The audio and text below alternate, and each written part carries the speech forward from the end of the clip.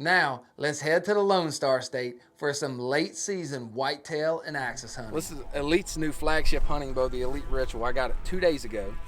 Got it set up at Real Deal Outdoors. Sighted it in yesterday, and I only got to shoot about 30 or 40 minutes yesterday. Got it sighted in, as you can see here.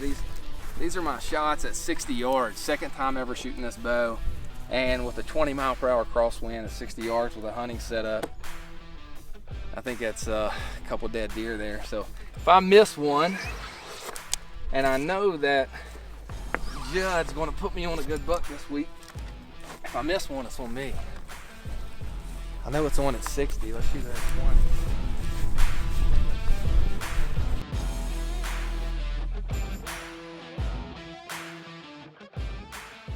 So it's late January. You know, we're in Texas with Martin Hollow Outfitters, and they have a couple ranches where they have some management tags. So they're able to continue hunting even once season's over. You know, I'm hunting whitetail. I'm trying to focus on big bucks. We were seeing deer, but for the most part, the dang goats wouldn't leave us alone. We got a booner for here. Come around in front of us.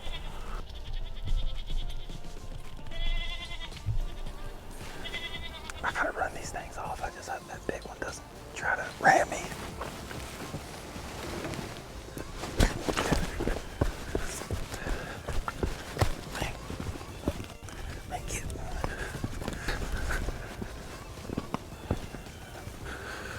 Come on, go, man. Y'all stink. Stinking ass goats. Oh, come on.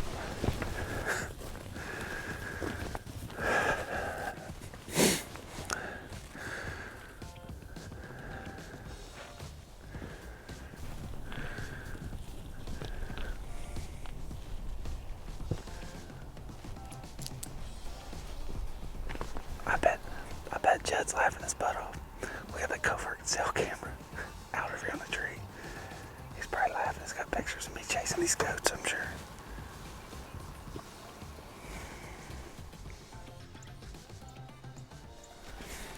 What's about the time we're gonna head out of here and go get some lunch, get a game plan for this afternoon. Man, we had all these goats in here.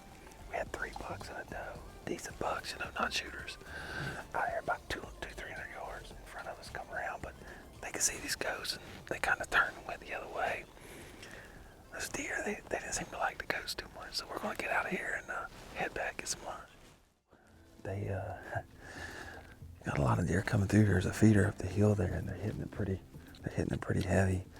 But there's just no bow stands in here, and really nowhere to try to put one. So I think we're going to see if we can figure out a spot here on the ground and try to shoot one off the ground.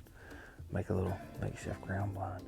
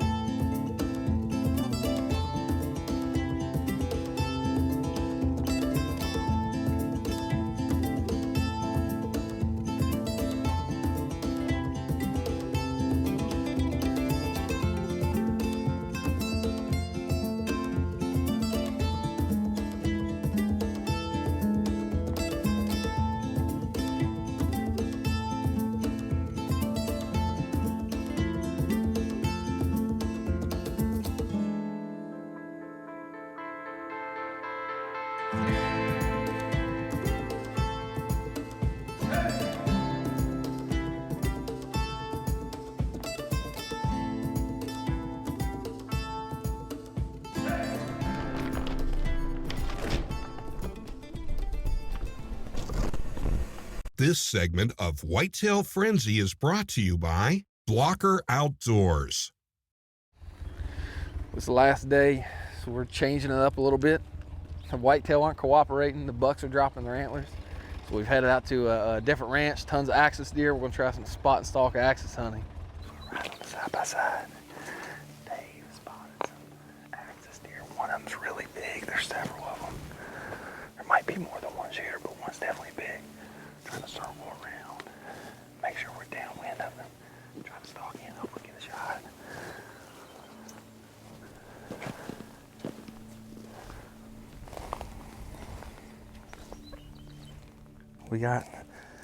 within 100 yards or so, and there was a lone doe down below us, and we bumped her, and she ran around, kind of spooked the rest of them. So we're gonna head back to the side-by-side, try it again. I think Matt's up now, so it's Matt's turn to do the stalk. Tell you what, this is pretty tough, stalking these axis deer. It's gonna be fun though if we can make it happen. Actually, a lot more fun than whitetail hunting.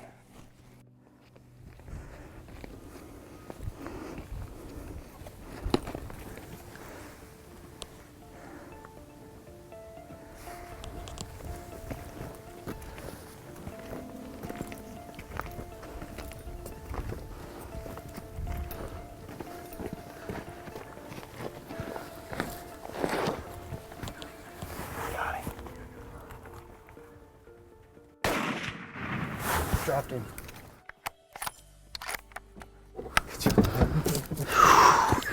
Big boy. Thanks, Joe. Appreciate it. Congrats. That's a good day. They look tall. Yeah, Yeah. He's tall. He's- He ain't real wide. Dropped him in his tracks. He's laying right there. hammered. Got antlers sticking up.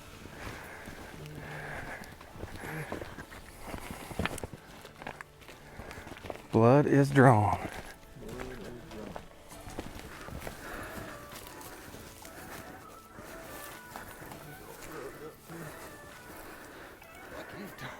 He is tall. Would you? Good shot, man. Thank you very much. Martin Hollow Outfitters. We've been down here for the last 3-4 days hunting our rear ends off. He talked Matt into putting down the bow, grabbing the rifle. Now he's talking me out of the whitetail hunt. The whitetail, the bucks, they're just not cooperating. They're dropping their antlers. So now the pressure's off, though. We got one on the ground. Matt got his first axis deer. Ever. Beautiful. Now I Thank guess you. we can spend the rest of the day trying to get one with a bow. Unless he talks me into putting it down. Good job, buddy. Thanks. Good shooting. Thanks again. Appreciate it. Well, now that Matt has finally drawn blood and put us on the board, I got the elite bow. We're going to head back out and try to get on another big axis buck before the end of the day. So Matt just killed his axis deer maybe 30 minutes ago. And we saw some axis bucks across the road up here, probably 300 yards. We'll get up in here and see if we can't get close to them, maybe get a shot at one.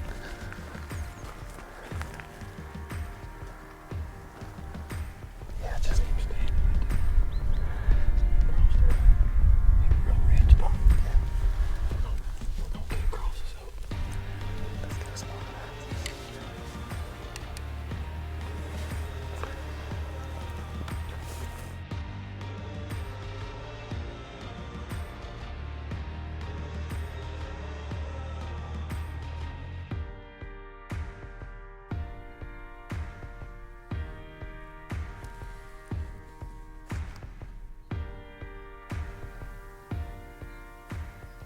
We're 84 yards right now. We're just making our way up this fence line. He's just on the other side of the fence. He's bed down.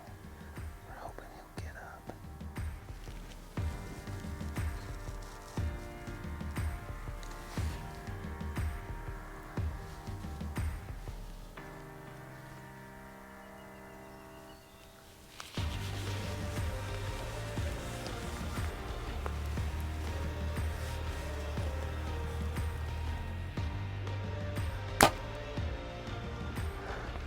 So after the shot, we were all jumping. We were high-fiving. We thought we just pulled off one heck of a stalk. The shot looked perfect. I mean, we thought it was a great shot. We thought it was going to be within 100 yards. He ranged me right there. That last range was 63. I just got right there in front of him. He moved, but I was still hearing that. Oh yeah, he did. He moved before the arrow got there. He looked like he moved a pretty good piece. But, and I'll tell you what, man. Hey, you know the hard part when I pulled back? Dude, the sun, look at that. Yeah, I know. The sun was in my eyes, and I was having trouble getting the pin on him. We give it a little time, then we get on the track job, and we're tracking, and we're tracking, and tracking, and tracking. You know, the thing is, that, like, I've never seen a deer, if you shoot one in the harder lungs, make it to as far as that fence. Or even jump a fence. That's what I told them. I said, if that deer was hitting the harder lungs, there's no way he could have. I mean, that's a good 120, 130 yards. I just don't see how he could have jumped the fence. So as we continue tracking this deer throughout the evening hours, A couple hours into darkness and hundreds of yards later, and just starting to get just drops of blood, we realized that, what we thought we saw with our eyes and what the shot looked like on the small camera screen, there had to be something that we weren't seeing. So we decided to back out. And when we went back to camp that night and looked at it on the TV, it was just easy to tell. I don't know if we just caught the back of that shoulder or what. The shot placement looked pretty good, but the arrow just got hardly any penetration at all. But yet at the end of the day, I'm the one going home empty-handed. I'm the one eating tag soup. But I had a great time with friends in Texas. Congrats to Matt on your first axis deer, and congrats to Alan and your buddies on a great trip to Kansas. Thank you all for watching this episode. We hope you enjoyed it. Be sure to check us out on Facebook. Give us a like, follow us. Keep up to speed with what's going on in the Whitetail Frenzy world, and make sure you tune in same time, same place next week for another episode of Whitetail Frenzy. This box way that way. I don't even know what direction. I don't know where we are. But Judd brought us around on the side-by-side, and I know they're this way, but I don't know where they are, so we're going to go try to find them and get a shot.